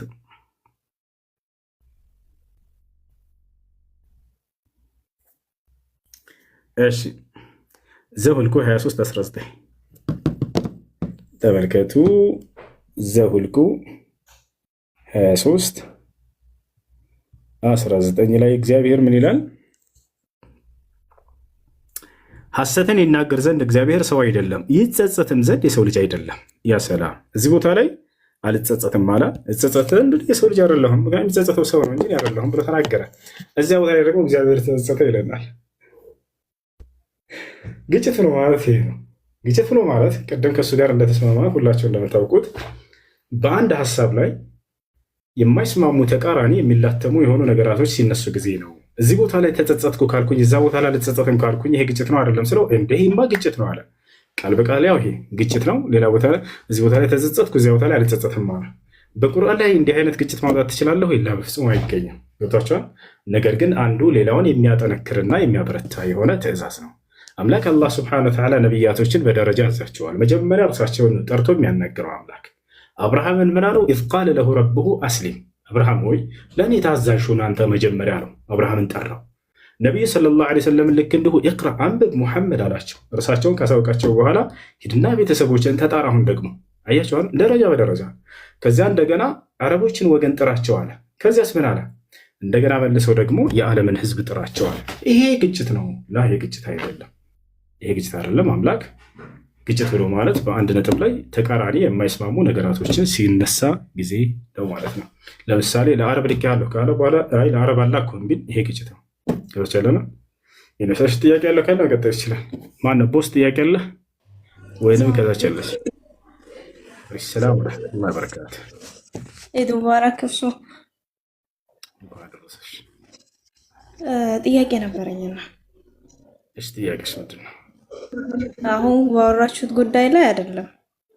እሺ፣ ወይም በንጽጽር ሳይሆን እኔ ያው ሙስሊም ነኝ አልሐምዱሊላህ። አርባ አለች።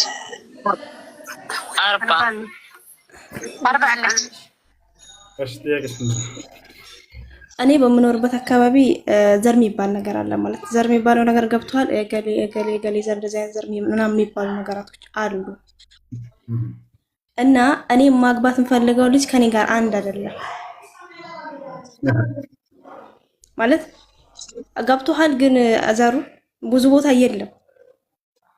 እሺ ይሄ የቀጥቃጭ ልጆች ምናምን የሚባለው ነገር ነው።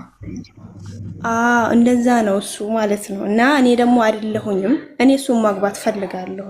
እንደ እስላም ደግሞ እንዴት ይታያል ይሄ ነገር? እሺ የት አድርጉት? ማን ጋር የሚረብሽ ድምፅ ያለው?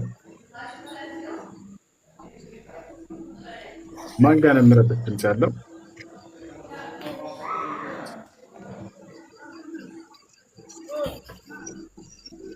የት አድርገው አድሚኖች?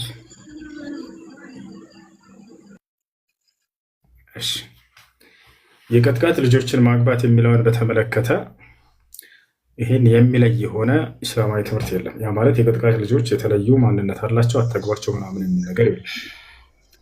እንዲሁም ስራ ወዳድ ሰዎችን ያበረታታል ኢስላም። ነቢያችን ሰለላሁ ዐለይሂ ወሰለም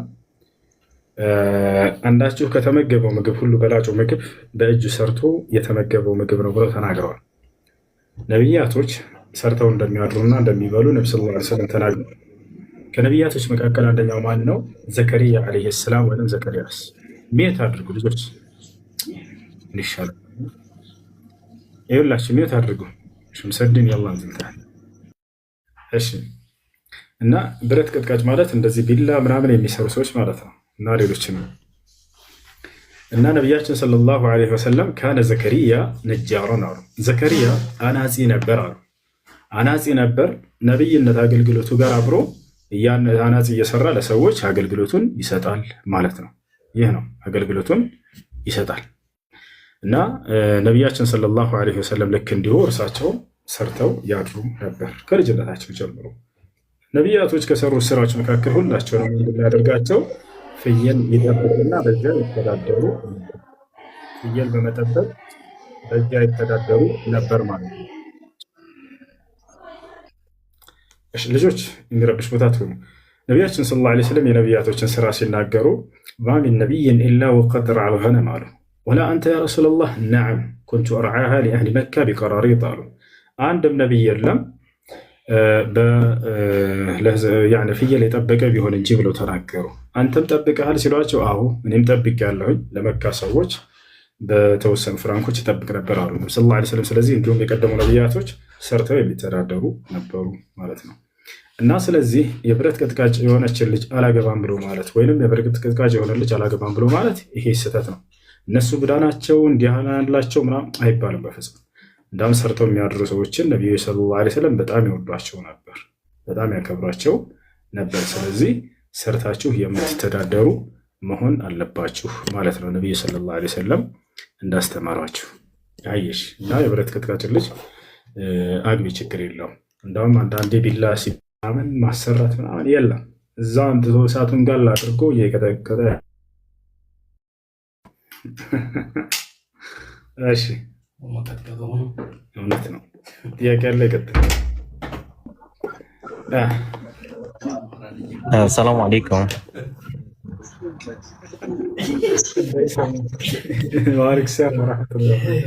ሰላም ሊታሱ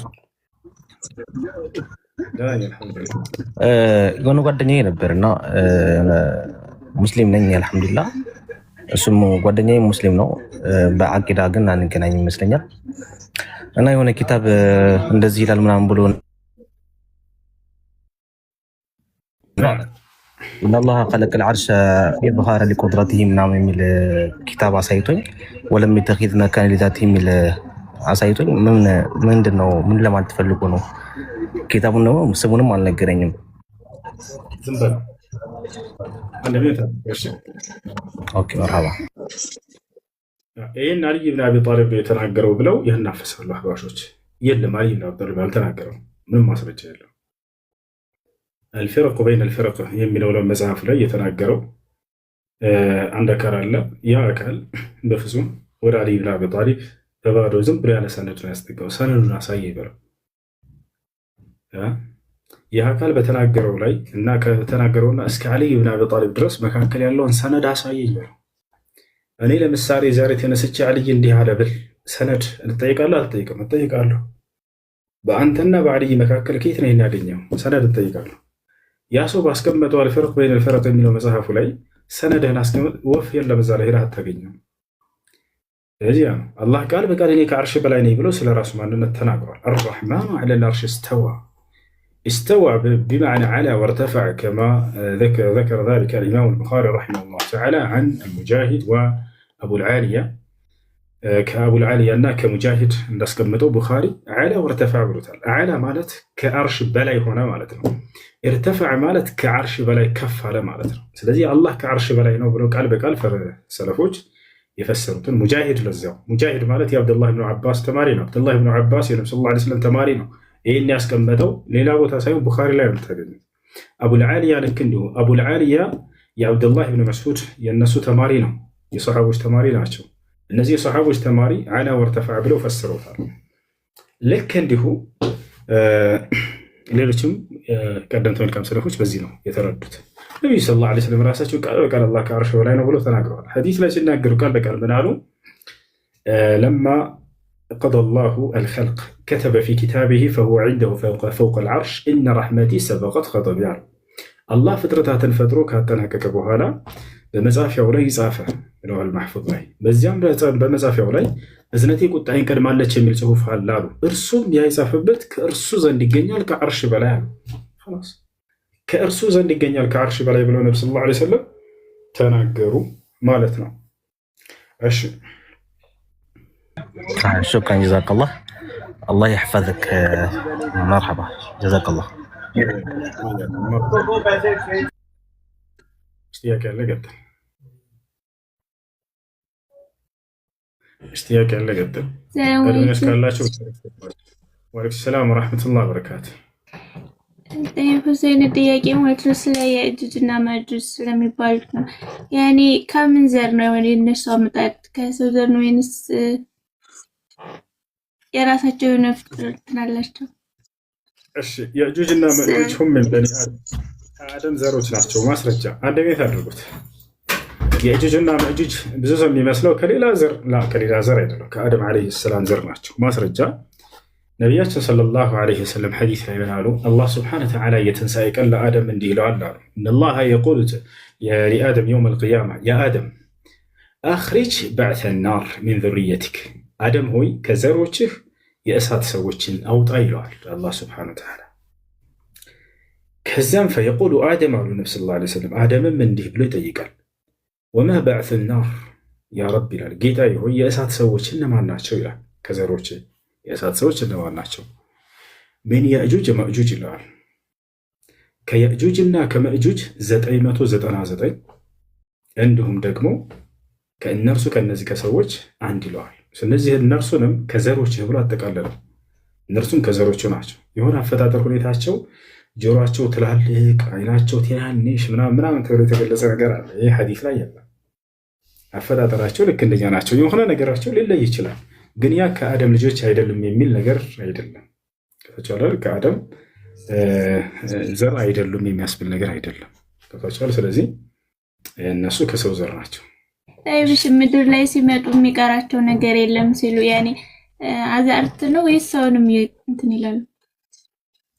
የሚመጡት ከኢሳይያስና ከዘካል በፊት ነው ወይስ በኋላ? ባንድ ነው ዒሳ በህይወት እያለ ነው የሚመጡት። እሺ የእጁጅና መእጁጅ ምንድን ናቸው?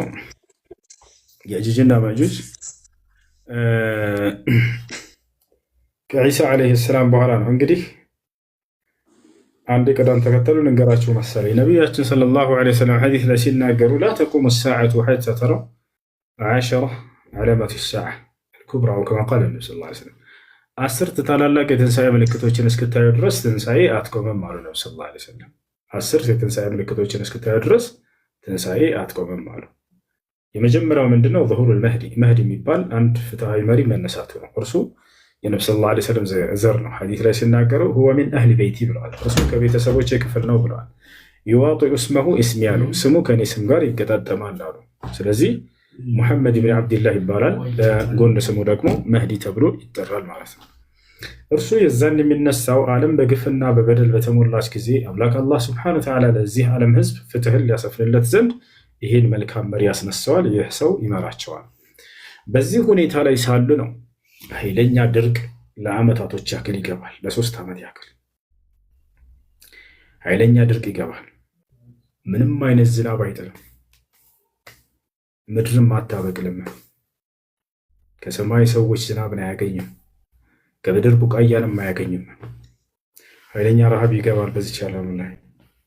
በዚያን ጊዜ ከባድ ፈተና ባለበት ሁኔታ ላይ ደጃል ይመጣል። የደጃል ፈተና በጣም ከባድ ነው። ሰማይን ዝናብ አዝንብ ይላታል፣ ታዘንባለች። እኔ አምላክ ነኝ ብሎ ይነሳል። እኔ እዚህ ዓለም መሪ ነኝ ለማለት ነው። የዛኔ ከባድ ረሃብ በሆነበት ጊዜ ላይ በረሃብህ በደካማ ጎንህ መፈተን በጣም ከባድ ነገር ነው። አይታቸዋል። በገጠር ላይ ምንም ረሃብ ሚዩት አድርግ ይባክሽ፣ አንተ ልጨርስ። ረሃብ በገባበት ቦታ ላይ ገንዘብ ይዘው የሚሄዱ ፕሮቴስታንቶች አይታቸው አታውቁም? ሄደው በገንዘባቸው ይሸነግሏቸዋል። ምንም የማያውቁ ሰዎች ያችን ለማገኘት ሲሉ ሰዎች እምነታቸውን ሊያስቀይሯቸው ይችላሉ። ምንም እምነትን መቀየር እንደው የማይገባ ቢሆንም የሆነ ግን ደካማ ጎናቸው እንደተጠቀሙባቸው ትረዳላቸው። ደጃል በዚች ቅጽበት ነው የሚነሳው። እኔ እዚህ ዓለም ገዢ ነኝ አምላክ ነኝ ይላቸዋል። እኔ ያ ክርስቶስ ነኝ ብሎ ይነሳል። አይሁዶች የዛኔ ለእኛ ቃል የተገባው ክርስቶስ እርሱ ነው ብለው በአንድ ድምፅ ይቀበሉታል። ነቢ ሰለላሁ ዐለይሂ ወሰለም የኽሩጅ ደጃል ምን አርድ ኹራሳን ፈየትበዑሁ 70,000 ይሁዲ ወዐላ ሩእሲሂም ጠያር ይሳሉ። ሐሰተኛው መሲህ ይነሳል የዘመኑ ፍጻሜ ላይ። የዛኔ አይሁዶችም ለእኛ ቃል የተገባው ክርስቶስ እርሱ ነው ይላሉ። ለምን? ምክንያቱም የዚህ ዓለምን ግዛት ያቆናጠጣቸው ይመስላቸዋል። እነርሱ ሲጠብቁት የነበረው መሲህ ይህን ዓለም የሚገዛ መሲህ ነበር። ዒሳ ግን ይህን ዓለም ሊገዛላቸው አልቻለም ነበር። ስለ ቀጣዩ ዓለም ጸጋ ነበር የሚነግራቸው ሁሌ። እነርሱ ግን የሚጠብቁት ምድራዊ ጸጋን የሚያቆናጠጣቸው ነበር። ሲያዩት እንደጠበቁት አልሆነላቸውም። አንተማ አይደለህም በፍጹም ብለው ሲያስተባብሉት መለሱ እርሱን። ነገር ግን የዛኔ ያንን ሐሰተኛውን በሚያዩ ጊዜ የዚህ ዓለምን ጸጋ የዚህ ዓለምን ንግስና በእጁ ሲያደርግ ጊዜ ለተወሰነች ጊዜ ይሄ ነው ቃል የተገባልን መሲህ ይላሉ። ነገር ግን ነቢ ሰለላሁ ዐለይሂ ወሰለም አስጠነቀቁን። ያ ግን ሐሰተኛው መሲህ ነው አሉ። ይህ ደጃል ከባባድ ፈተናዎችን ይዞ ይመጣል። ፈየእሙሩ አን ቱምጢረ ሰማ ፈቱምጢር ፈየእሙር አን ቱንቢተ አልአርድ ፈቱንቢት። ነቢ ሰለላሁ ዐለይሂ ወሰለም ምን አሉ? ለማሳመን ሰማይ ሆይ አዝንቢ ይላታል። ለፈተና ይሄ ነገር ይሆንለታል። አይናቸው እያየ ሰዎች ፊታቸው ዝናብ ሲዘንብ ያሉ። ምድር ሆይ አብቅይ ይላታል፣ ስታበቅል ያሉ። የዛኔ ጸጋንና ቅጣትን የሚመስል ነገር ከቀኙና ከግራው አስከትሎ ይሄዳል አሉ ነቢ ሰለላሁ ዐለይሂ ወሰለም። የዛኔ እሳት መስሎ የምታዩት ነገር እኔን ካላመናችሁ ወደ እሳቱ አስገባችኋለሁ እያለ ይፈትናችኋል። አደራ የዛኔ እንዲሁም ደግሞ ወደ ጸጋው አስገባችኋለሁ ወደ ገነት የሚመስል ነገር ይላችኋል። የዛኔ ያንን በምታዩ ጊዜ አደራ ወደ እሳቱ ግቡ አሉ ነቢ ሰለላሁ ዐለይሂ ወሰለም። እሳት ብሎ የሚያሳያችሁ ጸጋ ነውና፣ ገነት አስመስሎ ጸጋ አስመስሎ የሚያሳያችሁ ደግሞ ውስጡ ስትገቡ ቅጣት ነውና ሐሰተኛ ነው እንዳትሰሙት ብለው ተናገሩ። ይህ ሁሉ ነቢ ሰለላሁ ዐለይሂ ወሰለም ነግረውናል። የዛኔ በአይኖቹ መክቱብ በይነ አይነይህ ካፊር ይላል። በአይኖቹ መካከል 3 ፊደል ተጽፈውም ታያላችሁ አሉ። ካፋራ ካፊር ካህዲ ማለት ነው፣ ሐሰተኛው ክርስቶስ ማለት ነው። ካፊር ያኔ አልመሲህ ደጃል። የዛኔ በዚህ ሁኔታ ይመጣል። ታዲያ የዛኔ ነቢያችን ሰለላሁ ዐለይሂ ወሰለም በዚህ ሁኔታ እያለ የማይገባበት ቦታ የለም አሉ። መካና መዲና ሲቀር ወደ እነርሱ ለመግባት ይሄዳል አሉ።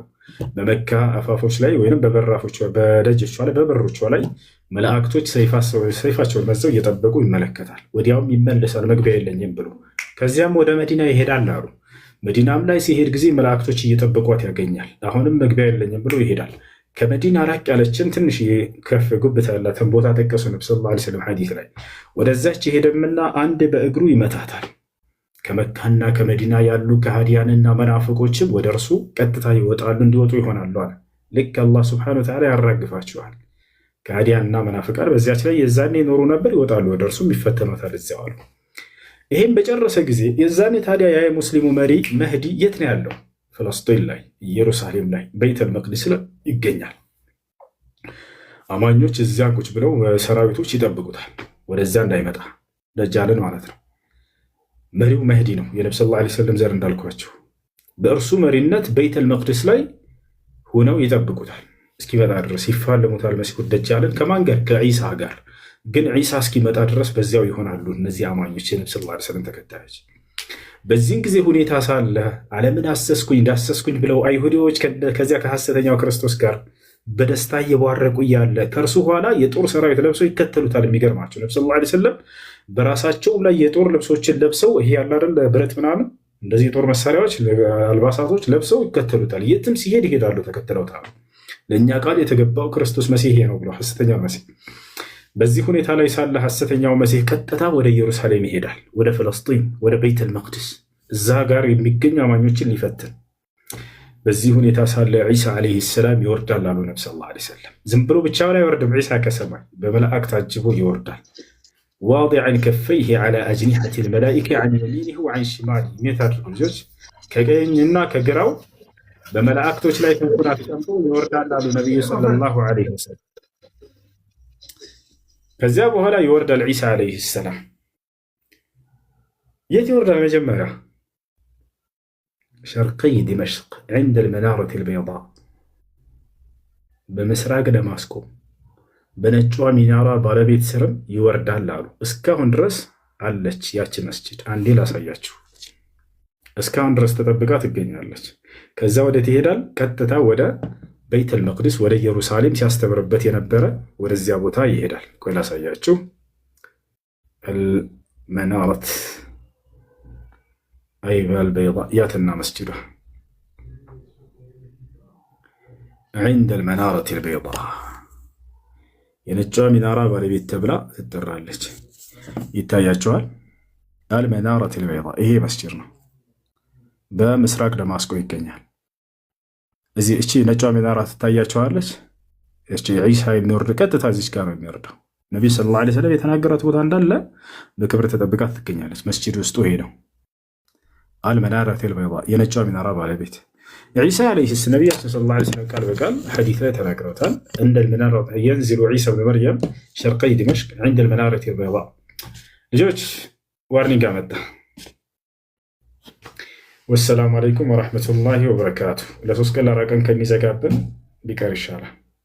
ከዚያ በኋላ ቶሎ ልጨርስላችሁ፣ በቃ እንዳልወጣ። ከዚያ ዒሳ እንደወረደ በመላእክት ታጅቦ እናንተ የሱብሒን ሶላት ለመስገድ ተዘጋጅታችሁ ሳላችሁ በንጋቱ ላይ ነው የሚወርደው አሉ። ቀጥታ ሲመጣም እናንተ ኢቃም ተደርጎ ልትሰግዱ ስትሉ ይደርሳል። ወዲያው ዒሳን ተቀደም ብሎ የጊዜው መሪ አሰግድ ይለዋል። ዒሳን ምን ይላል? ኢነሃ ኡቂመት ለኩም ይላል። ለእናንተ ነው ኢቃም የተደረገውና ገብታችሁ አሰግዱ ይላቸዋል። እናንተም ታሰግዱታላችሁ አሉ። ከዚያም ከወጣ በኋላ ዒሳ ቀጥታ አማኞች የእርሱ ሰራዊቱ ነው ዒሳን ይከተሉታል ይዛኔ። ከዚያም ቀጥታ ማንን ፍለጋ ይወጣል? ዒሳ ደጃልን ፍለጋ ይወጣል። ልክ ሲሄድ ጊዜ ደጃል ከዛ እየመጣ ዒሳ ከመስጅድ እየወጣ ፊት ለፊት ይገናኛሉ። ደጃል ዒሳን ያውቀዋልና በእርሱ እጅ እንደሚተፋም ያውቃል። ለመሸሽ ይሞክራል። ፈየህሩብ አሉ ነቢ ሰለላሁ ዐለይሂ ወሰለም፣ ለማምለጥ ይሞክራል። ፈየትበዑ ዒሳ ይከተለዋል። ፈየቁሉ ለሁ ላ ተኽሩብ ምኒ ኢነ ሊ ደርበተን ዐለይክ፣ ከኔ አትሽሽ፣ እኔ በአንተ ላይ እንዴት መታለችኝና ከእርሷ ልታመጣ አትችልም ይለዋል። ፈየድሪቡሃ ነቢ ሰለላሁ ዐለይሂ ወሰለም ይመተዋልም። ፈየቅቱሉሁ ቢደርበትን ዋሒዳ፣ በአንድ ምት ይገድለዋል። የዛኔ የእርሱ ፍጻሜ ይሆናል። በቃ መሪያቸው ተገደለ። ሐሰተኛው ክርስቶስን እውነተኛው ክርስቶስ አሸነፈው። አላህ ቃል ገብቶለታል። በጠላቶችህ ላይ የበላይ አደርግሃለሁ ብሎ አላህ ቃል ገብቶለታል። ሁሉን ከእግሩ በታች ጠላቶቹን ካደረገለት በኋላ ሁሉን የዓለምን ሕዝብ ደግሞ ለአንዱ አምላክ እንዲገዙ ያደርጋል መሲሁ። የዛኔም አብሮ ለአንዱ አምላክ ይገዛል ዒሳ ዓለይሂ ሰላም። የዓለም ሕዝብ ሁሉ ለአንዱ አምላክ ለአላህ ሱብሓነሁ ወተዓላ ተገዥ ካደረገ በኋላ ፍጻሜ ይሆናል። እርሱም እኔም ከቲክቶክ ፍጻሜ ይሆናል። ዛሬ አሰላሙ አለይኩም ወረሕመቱላሂ ወበረካቱ። ቻው፣ መልካም አዳር ይሆንላችሁ። ሱብሓነከ አላሁመ ወቢሐምዲክ አሽሀዱ አን ላ ኢላሀ ኢላ አንተ ኮራ ብዬ ቁጭ አልኩ። ታፕታፕ አድርጉ ራሱ አላልኩ። በምንም ላሸንፍ አይደለ ወንዴ? እስኪ ሁላችሁም ታብ ዘ ስክሪን ላሸንፋትና የአርሴናል ደጋፊ ላርጋት። ታብታብ አድርጉ። ኧረ ወይኔ ይመቻችሁ፣ ብቻ ይመቻችሁ፣ ፕሊስ። እሺ ታፕታፕ አድርጉላችሁ፣ ይመቻችሁ። እኔ እንዳላሸንፋት ካላችሁ ፍቅር የተነሳ ሳልሹ በጨዋታም ተሸንፌ ጨጓራዋን እንፈልገዋለን ተብሏል። ቀይሬ ለማወራው ነገር የኔ ጨጓራዋን ሁሉም ነገር አይወራማ። አሁን እዚች ጋር ሁሉም ነገር አይወራም። ልክ የሆነ ነገር ነው የሚወራው። አሁን እዚች ጋር የሚሉኝን እኔ ማለት አልፈልግም። ኧረ ላሽ እዚህ ጋር አሁን ለምሳሌ አታምርም እያሉኝ ነው። የሰው ልጅ አስተያየቱ እንደየ እንትን እይታው ይለያያል። ኦፍ ኮርስ ግን እኔ ደግሞ አልተዋጠልኝም፣ ለዛ አልልም። አንቺ ግን የተዋጠልሽን ነው እያልሽ ያለሽው።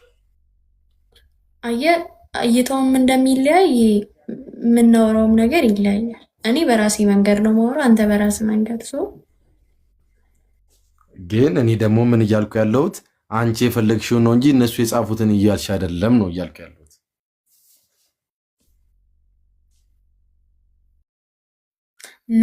ኖ ታብ ዘ ስክሪን ኤቭሪዋን። እስኪ እኔ ጋር ያላችሁ አቤት ግፋችሁ ግን እስኪ አንዴ ታብ ዘ ስክሪን ወይ ጊፍት ወይ እኔ የዩናይትድ ደጋፊ ነኝ። እሺ ግን ለማንኛውም አቻ የዩናይትድ ደጋፊ ነኝ። ዩናይትድ ደጋፊ ነኝ። ነውጭ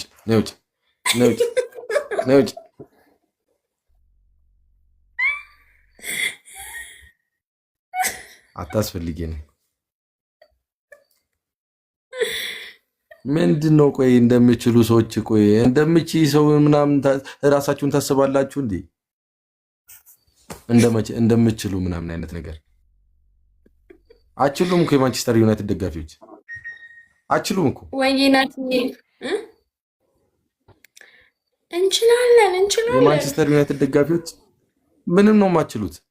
ማሜ ታብ ዘ ስክሪን እስኪ እንዳስገባኝ ኮሜንቱን ጻፍ ከታች። እኔ ምን ላውራው አይነት ልጅ አርሴናል ይችላል። ረላሽ አይ አሁን ሊሸነፍ ነው። ሰውም እየወጣ ነው መሰለኝ። ስሚ ክለባተሽ ነው የማንቸስተር ደጋፊዎች ካልጠፋ ክለብ እንዴ አንተ አለ አይደል እንደ የጨጓራህን የምትልጠው? እኔ ተገድጄ ነው፣ ውርስ ነው። ለዛ ነው ከቤተሰብ አየ ከአባቶቻችን በላ አለበላ። ስለዚህ የሚወዱሽ ሰዎች ካሉ ይኸው አሽቃባጭ ጓደኞችሽ ናቸው። አብዛኛው አሽቃባጭ ምንም ያደርጉት የጠላት ወዳጄ ነው። በቃ ወዳጅሽ ነኝ። ኤኒ ጊፍት ኖ ጠፍቷል። ታብ ዘ ስክሪን። እሺ አሁን ታብ ዘ ስክሪን ሾርት ኮፒ ሊንክ እና ዋንጫው ተስፋ አጣችሁ። በቃ ዛሬ ፋይናል ነበረ። አይ ያለን እኮ ገና 3 ጨዋታ እኮ እንጫወታ 3 ዋንጫ እኮ ነው የምንጫወተው። እኔ እንደናንተ ግን ተስፋ የማይቆርጥ ሰው አይቻልም።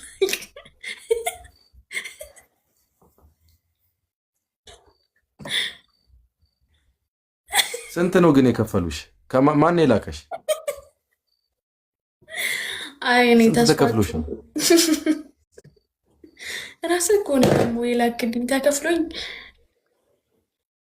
እሺ ይኸው ለዚህ ንግግርሽ ፎሎ አርጌሻለሁ። ስሚ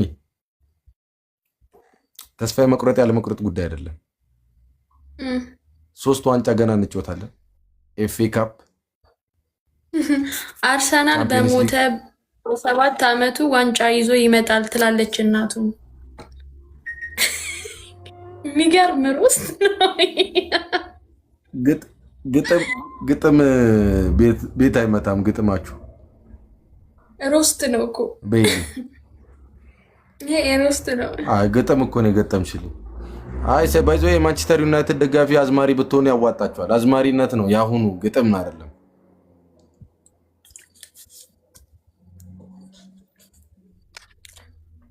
በዘፈን ይሁና ሞራሌ ነው የተነካ። በዘፈን ይሁን የሚችሉ ከሆነ